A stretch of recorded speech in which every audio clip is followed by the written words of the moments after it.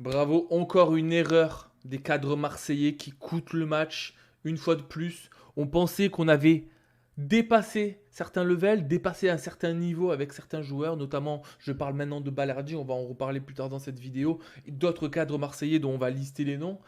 Mais Balerdi aujourd'hui c'est pas possible, il nous a coûté le rouge, il a fait que des mauvaises passes, c'est le capitaine de notre équipe. Il a tué un Olympico. La saison dernière, il avait pris un carton rouge déjà. C'est un mec, il n'a pas trouvé sa maturité. Il a fait une année qui est bonne à Marseille et on lui donne le brassard du capitaine. Non mais c'est plus possible. C'est plus possible d'avoir des joueurs comme ça. C'est plus possible d'avoir des joueurs comme Greenwood qui font pas les efforts défensifs et offensifs. Et je parle même avant le carton rouge, hein. Je parle même avant le carton rouge parce que les contributions défensives et le pressing de Greenwood, on le connaît, c'est toujours bancal. Mais là, on dirait qu'il veut même pas être là. Et le mec, là, il fait le métier de sa vie, il est même pas capable de faire du pressing. Si t'as qu'un joueur qui fait le pressing, ben, du coup, c'est inutile. Et du coup, tu uses plutôt plus tes coéquipiers que tu aides. Il n'était pas là dans les dribbles, il n'était pas là défensivement pour garder son côté. Offensivement, il a tout loupé. Il y a des joueurs comme ça, il faut pas qu'ils jouent. Il y a des jours, je sais pas si c'est levier du pied gauche, mais c'est pas possible. Enfin bref, un Olympico qui en soi s'est un peu équilibré en deuxième mi-temps, les gars.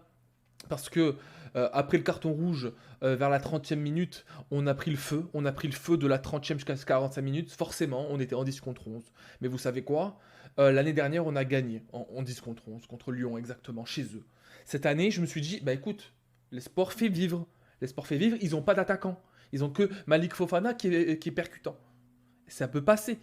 Je vous avoue que le premier quart d'heure, j'y croyais moyen. Je me suis dit, bah, on va casser des buts, on va essayer de jouer le nul. Deuxième mi-temps, c'était différent.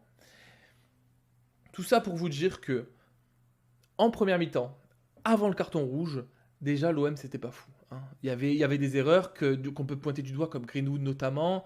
On a Traoré qui vient d'arriver à 3 jours à l'Olympique de Marseille, qui lui se bat sur les balles. Il est vraiment là. Nadir qui n'a pas eu le temps de prouver parce qu'il s'est fait remplacer après. On a Hochberg qui, avant le carton rouge et après le carton rouge, n'a pas confirmé. Balerdi, lui, s'est enfoncé, hein. C'est la panique, hein. C'est la panique, c'est pas possible. C'est pas possible. C'est pas possible d'avoir un joueur comme ça, les gars. Je sais pas quoi vous dire. On est l'Olympique de Marseille, on va jouer le Real de Madrid dans quelques semaines. Qu'est-ce qu'on fait avec Balerdi? Mes couilles un peu là, j'en peux plus. Envie de pleurer. Comme une envie de pleurer, j'ai eu la boule au ventre pendant tout ce match, les gars. Parce que c'est pas possible de vouloir jouer le podium, de vouloir rejouer la Ligue des Champions, de vouloir s'installer dans cette deuxième place, parce qu'on sait qu'on n'aura jamais la première, avec des erreurs défensives pareilles. On n'a même pas le temps. On va dire que, vous savez quoi, tu sais, Greenwood et tout le reste, peu importe qui on va pointer du doigt, ben, on n'a même pas eu le temps de développer le jeu parce qu'on a pris un carton rouge. Egan Riley donc a pris un carton rouge vers la 30e minute, comme vous le savez tous déjà, mais pour ceux qui n'ont pas vu le match, parce qu'il a compensé une erreur de Balerdi. L'erreur de Balerdi, c'est, vu qu'on joue à un jeu de possession, on fait souvent des petites passes, hein, vous savez, notre jeu de possession très bancal, très, très instable, et ben on a le ballon longtemps, quand on a le pied sur le ballon, on gagne 70%, généralement 60-70% du temps, et après on fait des petites passes jusqu'à se trouver des espaces, etc. On avance petit à petit sur le terrain comme d'habitude. Petit espace qui dit grande erreur. Petit espace, c'est-à-dire qu'on joue doucement, on fait attention, mais si tu fais une erreur en défense sur ce genre de... Bah, t'as plus de personnes derrière toi, et c'est ce qui s'est passé. C'est que Egan Riley a voulu donc, rattraper la personne qui a piqué le ballon suite à la mauvaise passe de Balerdi. Évidemment, pour être gentil, il lui a juste fauché les jambes, donc c'était un carton rouge évidemment mérité, on est tous d'accord, lyonnais, marseillais là-dessus, que c'était mérité. Mais c'était assez courageux de sa part dans le sens où il s'est dit bah, je vais couper le mec pour pas qu'il aille marquer le but. Dans ma tête, je me suis dit, au départ, vous savez quoi, je me suis dit, autant prendre le but, hein. Autant pas prendre de rouge et prendre le but, on peut revenir. Mais au fur et à mesure des minutes qui sont passées, et notamment plus en seconde mi-temps, quand on a stabilisé la défense, je me suis dit, oh 0-0, on le tient, 60e minute, 65, 70, 75, je voyais, j'y croyais. Bah évidemment, on s'est pris un but à la con, et vraiment à la con pour le coup, dans les 10 dernières minutes. C'est une belle histoire pour Lyon, c'est une belle histoire pour Rennes quand on joue contre eux. Mais évidemment, c'est ça, on joue Marseille, on leur donne des belles histoires, ça, comme ça ils vont faire de belles vidéos YouTube, ils vont se régaler, ils sont régalés dans les tribunes, bravo à eux. C'est Marseille, c'est le clown show. Et c'est pas la première fois ni la dernière fois. Aujourd'hui, l'OM n'a pas pu avoir confiance en ses cadres. Bon, Rabiot n'est plus là parce que il a tapé un mec dans les vestiaires première journée. Greenwood, Ça fait 2 matchs. Même contre le Paris FC, c'était pas incroyable. Et là, il fait aucun effort. J'ai déjà listé les problèmes. Højbjerg, qui est censé être un mec qui a joué à Tottenham, mais il a joué la Ligue des Champions, il connaît. Les passes sont imprécises. Le pressing est moyen. Il est pas là. Il est pas là. 4e, Balerdi, notre capitaine. Vous savez quoi, ces 4 joueurs? Pendant la pré-saison, De Zerbi a dit dans une conférence de presse, voici 4 joueurs qui vont jouer à tous les matchs, forcément, parce qu'il leur fait confiance. Et ben c'est les 4 joueurs que je viens de citer. Rabiot, Greenwood, Balerdi, Højbjerg. C'était censé être des cadres qui sont censés accompagner la nouvelle équipe qui arrive. Parce que là, on a eu beaucoup de recrues, il y en a encore qui vont arriver, il y en a qui sont arrivés pendant le match. Là. Parce que le mercato finit très bientôt, dans quelques heures. Mais c'est pas possible en fait d'avoir des cadres aussi nuls. Au bout d'un moment, il faut dire les mots, vous êtes nuls à chier. Moi, ce qui me fait peur, c'est pas le fait qu'on perde ce match, parce que dès qu'on a eu le carton rouge, forcément, tu penses que tu vas perdre. Moi, ce qui me fait peur, c'est la suite des événements. Moi, ce qui me fait peur, c'est les prochains matchs quand l'OM joue à la confiance et l'OM n'a pas la confiance là. L'OM n'a pas la confiance ni pour la Ligue des Champions, ni pour la Coupe de France, ni pour la Ligue 1. Là, on n'est pas bien. On est arrivé trop beau, on repart, on est misérable. Et moi, ce qui me fait peur, c'est ce qui va se passer dans les vestiaires. Parce qu'on est très bancal, comme vous l'avez vu, première journée, ça se tabasse dans les vestiaires. Qu'est-ce qui va se passer ensuite? Bon, évidemment, j'espère qu'il ne va pas y avoir des chauffourées ou quoi que ce soit. C'est pas la discussion. Mais ce que je me dis, c'est que mentalement, là, on est au plus bas. Contre une équipe de Lyon qui, en soi, est censée être au plus bas. Ils ont fait 3 matchs, 3 victoires, bravo à eux. Bravo à eux, ils sont revenus des enfers. Parce qu'ils ont failli être relégués en Ligue 2 suite à la mauvaise gestion du club. Hein, on n'est pas là pour parler de ça. Mais ils sont arrivés, ils nous ont tapé. Ils nous ont tapé, évidemment, après, tu vois, faut assumer les conséquences de nos joueurs. Il y a un carton rouge, ils jouent à 11 contre 10, forcément, ils ont pas de pitché, ils vont nous enculer. Et voilà, c'est ce qui a été fait. Ce qui a été fait. Merci Rulli quand même malgré tout, si je peux trouver, parce que cette analyse de match n'est pas une analyse de match, parce que ce n'est pas 11 humains contre 11 humains, on a perdu un joueur, donc forcément en termes de tactique, c'est difficile de mettre notamment les nouveaux Traoré dans de bonnes conditions, etc. Difficile de bien jauger, de bien comprendre la technicité de ce match, parce qu'il n'y en a pas. Il n'y en a pas parce qu'on a subi tout le match. On a subi tout le match. Mais on va parler de cette deuxième mi-temps. Et on va parler de Rulli qui, malgré tout, a super bien joué, qui est donc du coup forcément un des meilleurs joueurs de ce match-là, parce que du côté olympien, parce qu'il a quand même arrêté beaucoup de choses. On a failli prendre un penalty au début parce qu'il y a eu une simulation, mais il n'est pas tombé dans le panneau, etc. Donc Rulli encore, bravo, chapeau à lui. Il y a eu des rumeurs comme quoi il voulait partir peut-être parce qu'il avait créé la discorde, notamment contre Rennes, mais bon, bref, tu vois, ça veut dire que mentalement déjà les joueurs, ils sont peut-être, je sais pas si c'est vrai ou pas, si c'est des rumeurs, mais bref. Rulli est un des seuls tauliers, on va dire, un des mecs d'expérience qui a tenu le coup pendant ce match. On peut pas lui en vouloir sur le dernier but, vraiment. On peut vraiment pas lui en vouloir.